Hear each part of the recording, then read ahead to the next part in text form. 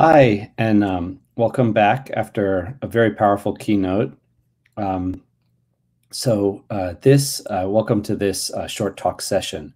We will start the talk shortly, but first a few housekeeping items. If you have questions for any of the speakers, please enter them in the Q&A tab. And the way the short talk sessions go is we'll hold the question and answer period until after the 3 talks.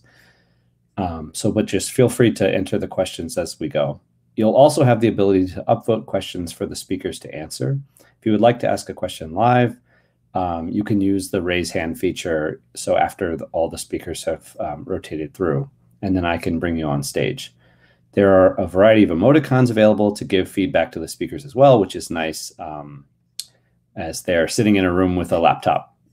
If for any reason you have to leave early, don't worry. A video of the session will be available a couple hours after the session has completed. So first up is Mirna, Vazquez, Rosas, Landa, who will be presenting rRbiMs, our tools for reconstructing bin metabolisms.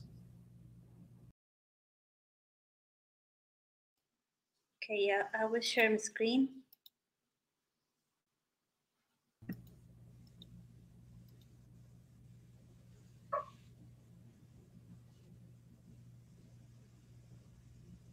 Looks good. Yeah, perfect. So, okay, let's start. So my name is Mirna Vazquez. I'm a postdoctoral fellow at the University of Texas at the Baker Lab. And I will present a package in which I've been working on, which is called rRbiMs, and it stands for R Tools for Reconstructing Bin Metabolisms. So let me just tell you what is it about. So I want to start talking about the tree of life and just showing you how microbes are the most diverse organisms on this earth. And it's pretty amazing because if you see this tree carefully, you will see these red dots here, which are actually showing the new lineages that have been described. And they have been described through metagenomics. So most of the diversity that we know of life come from these type of samples, which is basically go to the environment and sequence all the genomes and genes that are in certain sample. And we assemble that, and then we obtain individual genomes from there. And these individual genomes are then placed in this big tree. So what is this tree saying is basically that we know nothing about life. We don't really know what these new lineages are doing in the environment, how are they related with the biogeochemical cycles, and even in the evolution of life. For example, we have seen that the description of this new lineage here down there in the Archaea phylum, the Asgard superphylum that has been just described as the origin of the eukaryotes. So yeah, pretty amazing things have been described in there. Yeah, we know nothing about life. So what can we do? One thing that we can do is to try to start studying these genomes and maybe try to figure out their metabolic potential and try to start making hypotheses of what these individual genomes are doing out there. So just to say that most of the samples that we are taking come from the bottom of the ocean in the hydrothermal vents. And there we have recovered like thousands of new genomes each time that we sequence. So it's a lot of diversity there, and it's really crazy. So what we do is to assemble these individual genomes, and we obtain individual gene models for each of them, and then we start the annotation process to try to make these hypotheses. And there are a lot of tools out there that help us with this task. For example, all these that I'm listing here, but most of them rely on pathways definitions that the user cannot modify. So this is very important because if we are describing new genomes, we are probably going to describe new pathways. And if we rely on things that are already in the databases, we can miss interesting things. And most of these programs that are out there, they don't allow the incorporation of metadata information. So that complicates the things for people, because maybe we want to contrast different environments, and so things can get hard. And also, some of them don't have visualization alternatives, so that makes it difficult to make inferences. So that's why we start working on this package, which is actually an R package to explore the genome metabolism. And as another R packages, it allows reproducibility, which is one of the advantages of using R. Also, it allows the pathway definition, so we can define our own pathways, and we have some visualization alternatives. So the structure of the pipeline is divided in 4 modules. The first module is the module of read. So that's the way we incorporate the information of the annotation process like KEGG or InterProScan. And for example, in the case of KEGG, we read this information in a sort of a table like this when we have the abundance of each KO in the different genomes. And we can use the map function to extract the rest of the information from KEGG, like the pathways, models, and all that. And then we have some subset functions that can help the user to extract information from their data. Like, for example, which beans which KO are associated with beans that come from, for example, sediment or water column. Or maybe we are interested in a specific metabolism, which of them are related just to sulfur or nitrogen or whatever. And in the last model, we have some plot alternatives like creating heat maps or bubble plots. So I will show you how I have been using this package to understand the bacteria that can degrade petroleum. And this is like the KEGG workflow and how it looks like. As I was saying, we read the data from the different annotation sources, and then we can map that information with the KEGG database. And here, for example, I'm making a subset, just extracting the pathway that is related with hexadecane degradation, which is petroleum degradation. And then I just plot this information in this sort of way to try to start making some inferences. This is another way we can use the same workflow, but maybe here I'm extracting 2 different metabolisms. For example, here nitrogen and sulfur, and I'm using this other function for visualization like plot heat map. And this is like the output. And we here, for example, can start to make some inferences. For example, here, these beans apparently have more genes related to sulfur, while these other genes here have more genes related to nitrogen. So I can start making some hypotheses there. As I was saying, we can define our own pathway. So this is an imaginary pathway that I define as energy, and I can just run the same pipeline to try to explore this new pathway that I just defined. I can also incorporate some other annotation sources information like InterProScan. Here, for example, I'm reading InterProScan and I'm using the PFAM database. As we know, InterProScan can annotate with different databases, so rRbiMs can use the different databases that InterProScan can annotate, and then I can plot this information here in a plot heat map way using a distant matrix to see which samples are more similar to one another based on PFAM annotations. I can use exactly the same pipeline, but using a subset function here and just not plotting the distance and just showing the presence and the abundance of each PFAM in the different genomes. And also I can start seeing some interesting things. So this is the way I have used rRbiMs to try to understand the metabolic puzzle of these unexplored genomes and just try to make hypotheses and try to understand what all these new lineages are actually doing in the environment. So rRbiMs is an ongoing project. I'm still working on it. I want to add another functions related with other databases that are important for us, like Merox, for example, that it's a database related with proteases. And also I want to incorporate data from PyCross, which is the way we infer metagenomics from 16S. And at the end, I would like to upload all this in a Shiny app where the user can actually interact with the data and just try to play around. I just want to thank the rest of the group of the lab. Thank you very much. Perfect, thank you. So we'll transition now. Our next speaker in this session is Leo Lati, and he will be talking about microbiome data science in the summarized experiment universe.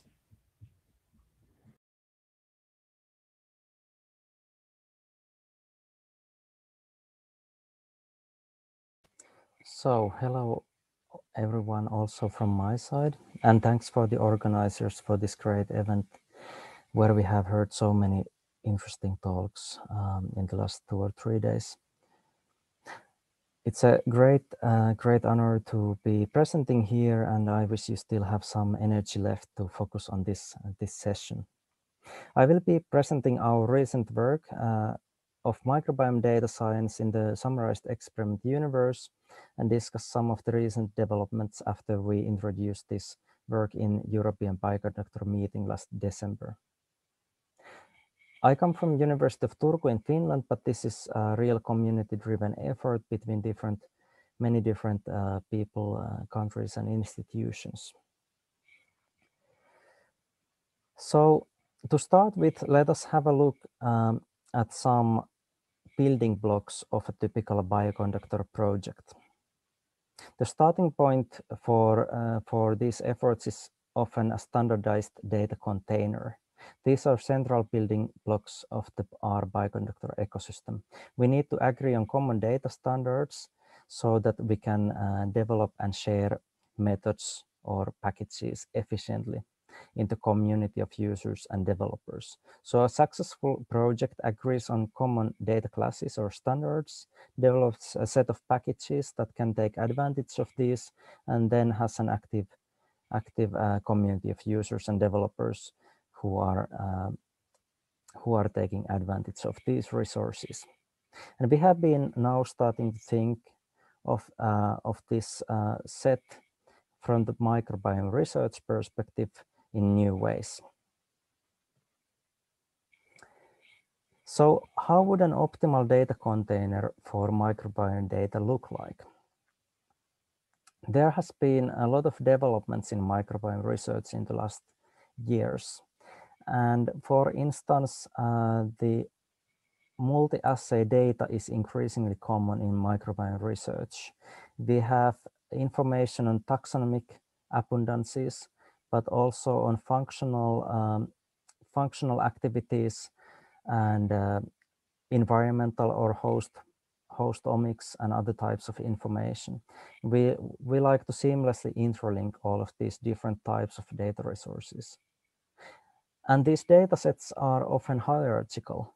So we can have hierarchical information for the taxa, like phylogenetic trees in the feature space, but then we can also have hierarchical information for the samples. For instance, nested study designs or intergenerational studies with family information.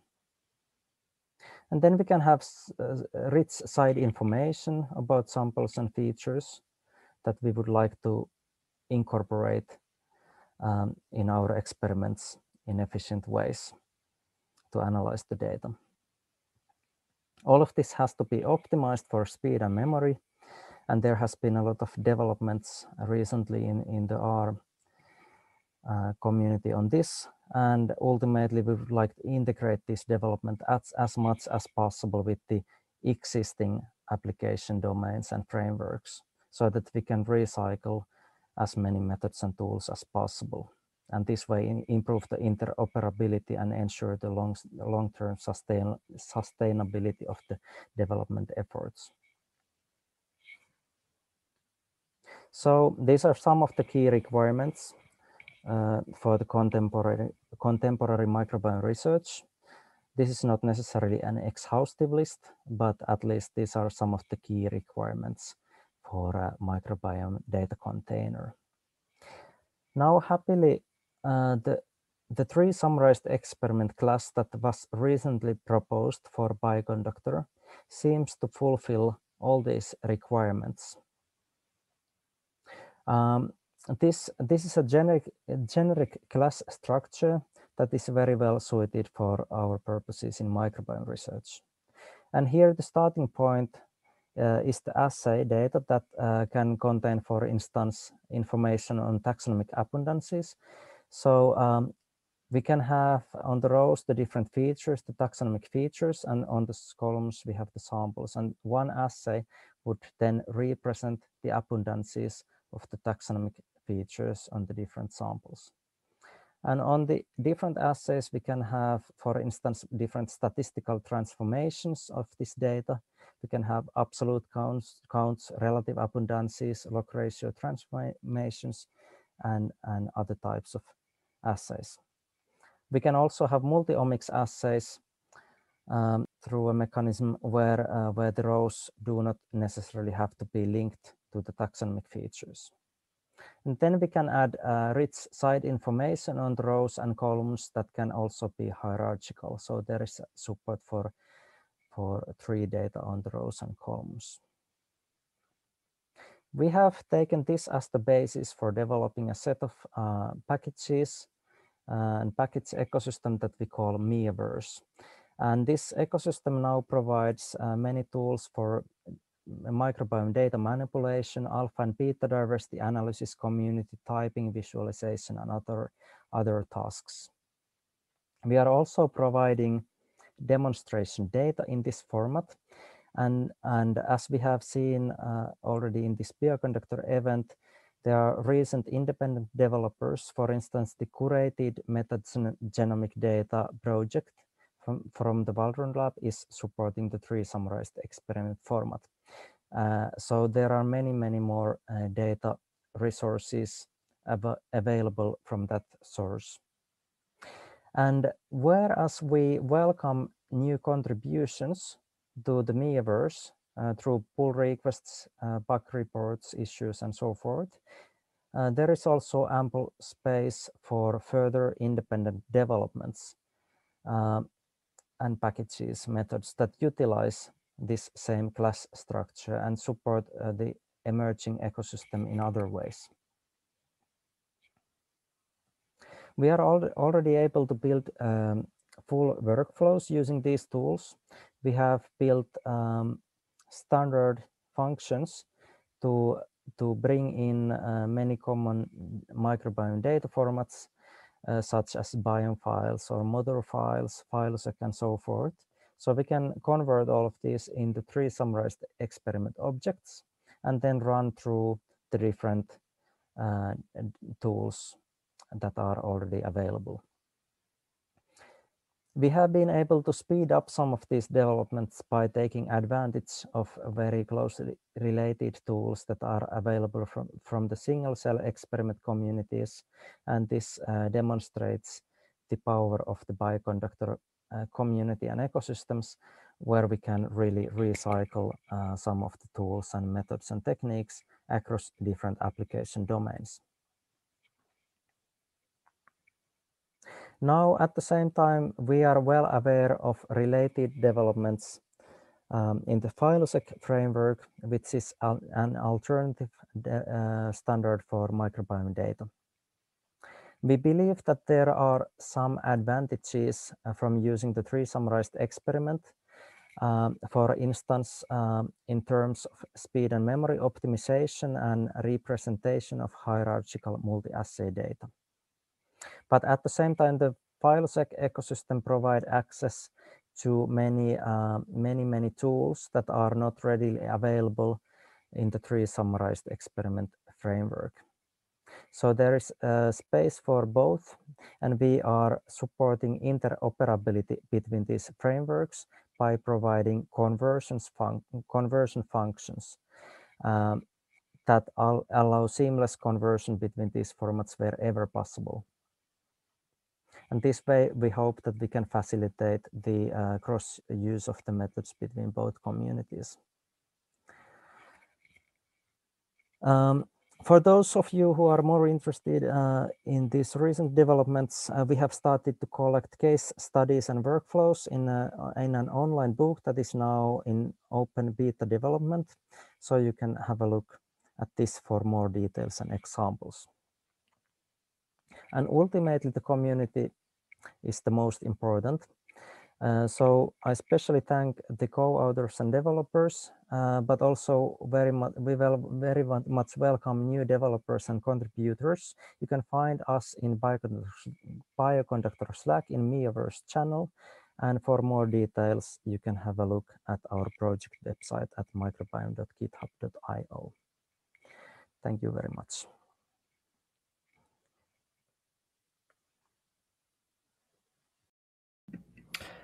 Thank you. And we'll go to our last talk in the session. And I've been great. I've been throwing in some Q&A throughout that we'll hold for the end, but I'll just recommend that for all the people in the session, feel free to, as you hear the talk, add questions into the Q&A, and we'll go through those at the end. So our last speaker is Ruizhu, who's speaking about microbial community diversity and network analysis. Hey, thank you. Thanks the host and all of the organizers for making this happen. My name is Ruizhu. I'm a PhD student from Max Planck Institute for Plant Breeding Research, and I'm very happy to share my work about microbial community diversity and network analysis, which we called Mirna, and it's also the name for the package on Bioconductor.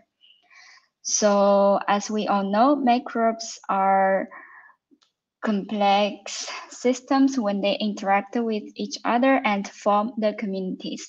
And if we want to know who's there, we usually do the community profiling, which basically we take a sample, then extract the DNA and amplify the marker genes and sequences.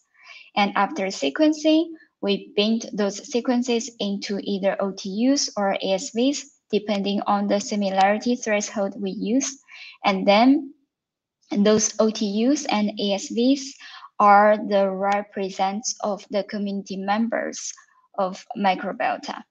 And by mapping back the sequencing data to the OTUs and ASVs, we could get the relative abundance of each community members within each samples, which we usually call either composition matrix or OTU table or ASV table.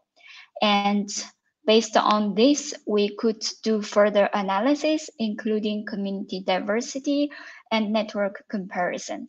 And these are the two parts that I developed in this R package. So let's firstly look at the community diversity analysis. Traditionally, what we could do is we get a composition matrix, and then we calculate the distance or dissimilarities between the samples according to the relative abundance change of each community member. And then after reducing the dimension of the data, we use visualization tools such as PicoA here, where within the plot, each point represents one sample, and the distance between points tells us how similar or how dissimilar those samples are to each other. So this is a very nice way to characterize the community structure of each sample. However, as we may see, the dynamic part, which is the interaction between community members, are missing during this process. So to overcome this, we introduce a few more steps into the framework. So firstly, basically, we calculate the correlation according to the co-occurrence or covariance of the compositions. And then the members which are closely related to each other will be grouped into network clusters. And then we get the relative abundance of network clusters. Afterwards, the distance between samples would be calculated based on the relative abundance or the number of nodes changes within each network cluster. And then we do the similar visualization as I said before. So to test this, we used the plant root associated microbiota. As I show here, we have data from different host species in different compartments. Using the traditional way, we can see a clear separation between samples from different compartments, which is indicated by colors and associated with different host species, which is shapes here. We calculated the R-square value here, which is the unexplained variance. means among all of the variants between each pairwise samples, how many variants could not be explained by the metadata we have, for example, the compartment and species here. And by implementing the network cluster-based diversity analysis, we see that community diversity was well recapitulated. Meanwhile, we were able to reduce the unexplained variance from 0.47 to 0.24. Then let's talk about the second part, which is the community network analysis.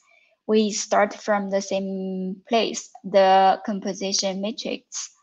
And according to where the samples from, we can divide the samples into different groups and then infer the networks from different conditions. And what we traditionally do is then one could either compare the network features such as the density or the node features like node centrality. However, those are either needs more filtering or the time consuming, or it's need a lot of computational power. So to introduce a simple way to compare the networks based on the adjacency matrix directly, we introduce the spectral distance, and still after calculating the distance, we don't know if the distance we got are the significant one or just random number we calculated by comparing two matrices. So to overcome that, we introduce the permutation step, which basically we randomly swap the labels of samples and we get the pseudo data set. And we infer the networks for each pseudo data set and calculate the pseudo distance. Then, as we may know, if the distance are real exist distance, then by permutating the samples, the distance would be decreased when we calculate them between pseudo conditions. So this test allow us to know if the distance we observed are the real distance or not. So we tested this second part with the same dataset I shown before. Each point here now is a network inferred from subset of samples from specific conditions. And we can see here all of the conditions were separated regarding their network features. And we calculated the average distance of each condition. And by comparing with the permutation dataset, which we can see here, none of the pseudo datasets could be separated from each other, and also the significant distance are all decreased and not significant anymore. And as I mentioned earlier, we could compare either the networks or the features of, for example, nodes. So when we have two networks, for example, we can compare the node connectivity or to see if they connect similarly or differently in different conditions, or we can get the contrast between nodes in different conditions or the distances in different conditions.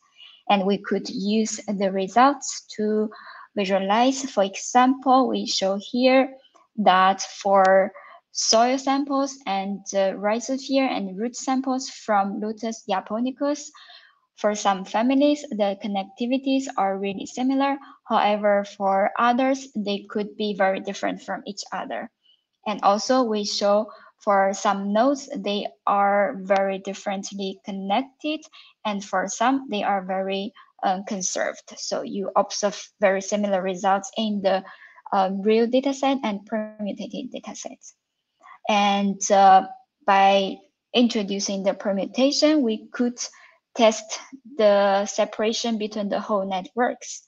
However, if we want to know the distinctive features, we still need to do something more. That's why we introduced the node permutation. So which basically, instead of permutate the whole community members, we only permutate specific members. So these other members are still from the real dataset, and these members are the randomly swapped members. So we would assume if these members are the distinctive features, then when we permutate them, then the distance between the whole networks will be decreased. And this is exactly what we observed when we tested on the real dataset. So here this is the original dataset distance starting from 112. And when we permutate all of the community members, the distance decreased to 40. And when we cumulatively permutate nodes from different families, we see a decrease of the distance, and we can see when we permutate the top 20 families, the distances or the separation between different networks from different conditions are already diminished. So to conclude, the MINA helped us to decrease the unexplained variance for the community diversity analysis, and it could help us characterize the variances between networks, nodes, and groups or clusters of nodes. And also the node permutation help us identify the nodes or the group of nodes which contribute mostly to the network separation. I would like to thank every group members for their help, and thank you everyone for your time. I'm happy to answer any questions you may have. Thanks. Thank you, Rui. So I'll start going through let me start going through the questions, and I guess I'll go back to the first talk, maybe just chronologically. So, and I'll just check. Yeah, I think I was the only one that I popped in. I thought of a question for Mirna's talk. So, a question about your source data sets. Oh, let me see. Can I? Maybe because it's my. Oh, someone else. Thanks. Someone else can do it. So, when the source data sets are updated, how do you plan to handle versioning within your package? Yeah. Actually, rRbiMs, the pipeline starts by taking the annotations that the user has to do out of R, like for example the annotation through KEGG or interproscan. So basically, we rely on the versions of those databases, and once we have the chaos, we use KEGG-REST to connect with the KEGG database. So that's the thing. And rRbiMs does have its own database. And yeah, I haven't really thought about how often it should be updated. That's a good point. So I don't know if that answers the whole question, but. Sure. Yeah. Sounds good. I guess maybe someone else. I'm not, because I'm a speaker, I'm not able to throw up the question. So I'll let somebody else drive. I guess was that Mikhail? Okay, so we'll just so I'll read them as they pop up. So for Rui, the networks are built upon co-occurrence, and I was wondering, could you also detect relationships such as mutually exclusive like features, say? And this is something I've heard from a talk from Susan Holmes, who's in the audience today. Yeah, so thanks for the question. I think for the detection of relationships, it's heavily rely on which tools one use for network inference. And for now, I'm just using the correlations, which I doubt is powerful to detecting the mutually exclusive relationship. But again, this is not really the focus of the part I'm trying to develop. So I'm just trying to identify the distinctive features after obtaining the networks. But for sure, this could be included in one of the future development of the package. Great, thank you. Thanks.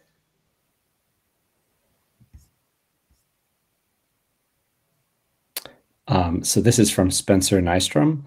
Hi, Leo. I'm curious about representations of pangenomic structures in this context. Do you think we need a different data structure for those data? Yeah, thank you very much. It's an interesting question. I would say, start by saying that the tree summarized experiment is quite nicely optimized and does support the use of rather large and versatile background phylogenies in the data analysis. And we will need to see how far we can get with that.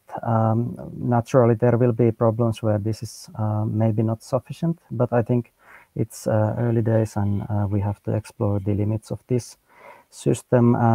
The other point is that we are focusing on the downstream analytics. So we are working less on the sequence level analysis. So one might need other tools like Anvio for that kind of analysis. So maybe those are my 2 points on this right now.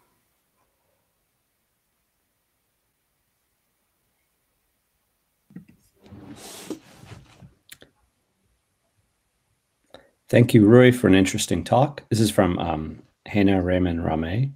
Have you tried out NetCami package in comparison to yours? Thanks for the question. I haven't tried, but I will definitely put it in the to-do list. I'm not, yeah. Thanks. Okay. And then there's maybe, oh yeah, oh, so another from me. So this was for Leo, and regarding the functionality in tree summarized experiment or in your package for aggregation, do you have thoughts on recommending how users would find the a good level of aggregation? Yeah, of course, this is a tricky question, how to choose the right level, what to recommend. I think we don't really have any recommendations. It depends on the use case, and every user may have different needs, and I think it's really necessary to evaluate this based on the given problem. But we are aiming to provide the infrastructure so that the users can, as efficiently as possible, decide which level they want to use. And sometimes you may have missing annotations for certain levels also, and then you can decide if you want to use only a given level or any level that is available above that, for instance, and how to take the tree information into account and so forth. So there are many different capabilities for dealing with this. At least it gives the users many options. Great, thank you. Oh, okay, now we have one from Susan Holmes. I could just read it off. Oh, here it is. For Rui, do you have a data structure, or sorry, a structure so that you can keep the uncertainties, for example, standard deviations of the proportions, so rather than point estimates, with which you know the relative abundances so that you can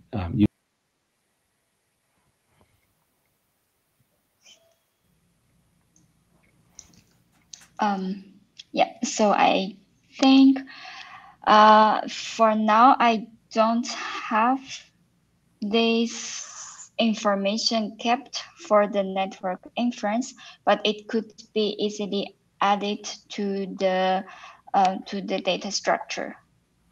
I think this definitely is a good idea because it will improve the first step a lot, like the network inference part. Yeah, thank you very much for the suggestion. Yeah, that's like something I care a lot about as well from transcriptomics, is that especially at like sub-gene resolution, it's a good idea to also keep track of uncertainty because we don't really know the abundances. That's great. Any other questions from the audience?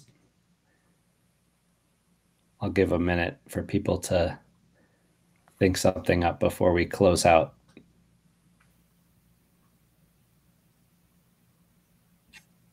Okay, here's one from Levi. For Leo, can you recommend a way to keep around a few rows that are not available in the row tree without throwing them away? Alt-exps fake nodes. Yeah, this system is supporting the alt-exp structure, for instance, so it's possible to have different types of assays where the features do not necessarily match to the original assay structures. So that might be one way. And the multi-assay experiment structure is the other possibility. So you can have different types of assays with different dimensionalities in the same object. I think that's maybe hopefully answers at least some of this. For my erudition, could you explain what alt-exps are? Yeah, I was trying to keep brief, but these are structures within this data container where you can have different varying numbers of features. So you can have different assays so that each assay has a different number of features. And this is quite handy because sometimes this is really necessary if you want to interlink different types of data. Great.